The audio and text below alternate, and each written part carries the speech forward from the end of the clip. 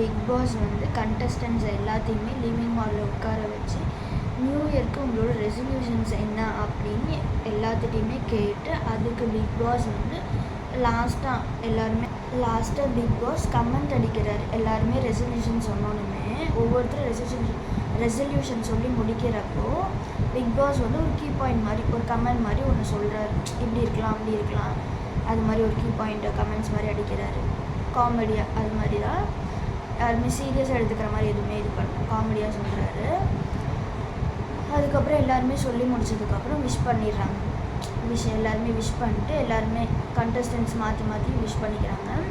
Wish பண்ணிட்டு கடைசியாக அவங்களுக்கு ஒரு ஸ்டோர் ரூம்லேருந்து ஒரு பெல் அடிச்சுட்டு அந்த ஸ்டோர் ரூமில் போய் பார்த்தா தான் தெரியுது. லைக் ஒரு டாஸ்க் ஃபைல் கொடுப்பாங்க இல்லையா, அந்த ஃபைலில் வந்துருக்கு என்னென்னா ஒரு டின்னர் சென்ட் பண்ணியிருக்காங்க. டின்னர் வந்து ஃபுல் டைனிங் செட்டப்பிலோட ஃபுல்லாக செட் பண்ணியிருக்காங்க. அது யாரும் இல்லை, நம்மளோட விஜய் சேதுபதி சார் ஹோஸ்ட் தான்.